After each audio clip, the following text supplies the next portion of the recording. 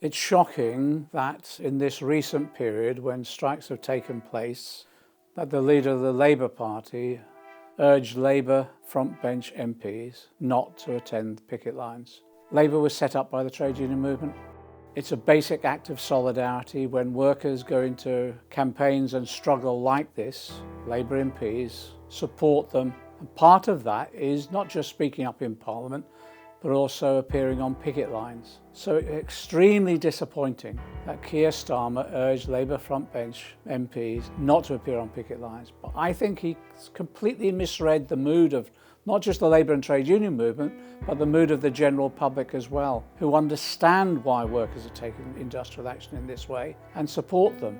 Workers are not asking for the earth, they're just asking for a decent settlement and to be treated with respect. When Jeremy was leader of the Labour Party and I was the Shadow Chancellor, the junior doctors' dispute occurred. Jeremy and I supported them because it was the right thing to do. Yes, there were some who attacked us for doing that from within the Labour Party, but I think we got overwhelming support from the Labour and trade union movement and also from the general public because people realised that we needed to ensure our junior doctors were properly supported, properly paid and properly respected. And that's why when the call goes out to join picket lines, I'm there. Whether it's in Parliament or on the picket line or on the streets, we will be with you, and we are with you in 100% solidarity. In my lifetime, this is the worst cost of living crisis I've experienced.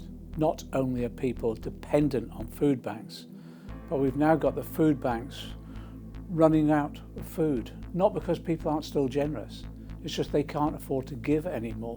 Rents are at an all-time high. We're finding people who literally cannot afford to feed their families. What we're seeing now is a classic crisis whereby the rich are getting richer while the rest of us are getting poorer. We've had more billionaires created in recent years than in our history. In March alone in the city, 6 billion was paid out in bonuses.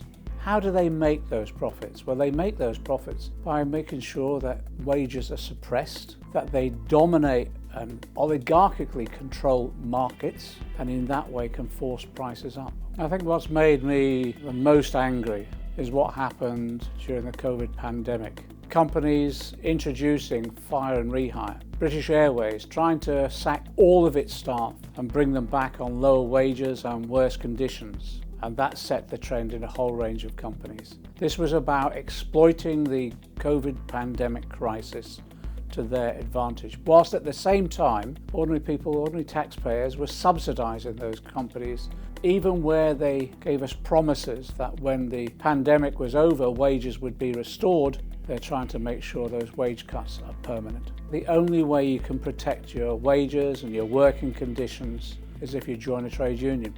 We've seen it at Heathrow Airport, where we've organised, fought back and defeated fire and rehire and forced companies to abide by the commitments they gave us during the COVID crisis. And if they don't, workers are voting in overwhelming numbers to take industrial action, just as they are on railways, just as they are in the teaching profession and in the post office and Royal Mail.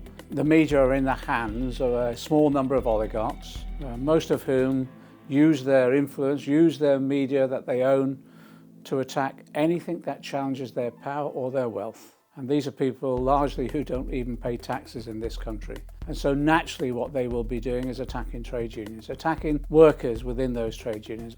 But what is really giving people hope is that we now have a new generation of trade union general secretaries who articulately are putting the case for their workers, and they're winning the argument. Are you or are you not a Marxist? Because if you are a Marxist, then you're into revolution and into bringing down capitalism. So are you or aren't you? Richard, you do come up with the most remarkable twaddle sometimes, I've got to say. What will they do if agency workers try to cross those picket lines? Well, we will picket them. What do you think we'll do? We run a picket line and we'll ask them not to go to work. Do you not know how a picket line works? What if they do anyway? Well, you can see what picketing involves. I can't believe this line of questioning. In opinion poll after opinion poll, the general public are supporting the workers and supporting the strike action because they understand the impact of the cost of living crisis, and they're experiencing it too. And yet at the same time, we're seeing sectors of the economy booming with massive profiteering, We're seeing the growth in the number of billionaires. We're seeing huge bonuses in the City of London. What we need now is to basically say there's an alternative economic strategy. Inflation-proof wages, benefits, pensions. Lift the burden of some of these costs that are falling upon people. For example, rent controls, control and capping of energy prices on a much greater scale than at the moment. The windfall tax that was placed upon the energy sector should be extended across all economic sectors so that we have an excessive profits tax. What we need to do as well is invest in our economy and grow it for the future, but grow it in a way that recognises that we're in another crisis, which is about the climate change threat that we have. And that means investing in the Green New Deal, insulating the homes, developing alternative energy sources of wind, wave and solar. And in that way, we create the jobs that we need. What gives me hope at the moment is that people are facing the cost of living crisis, but they're finding their solutions. One solution is joining a trade union, fighting back against wage cuts. Others are campaigning and supporting one another. That we recognise this isn't a crisis caused by wage inflation, this is a crisis caused by external factors, but also by the levels of profiteering and the inequalities in wealth and income distribution.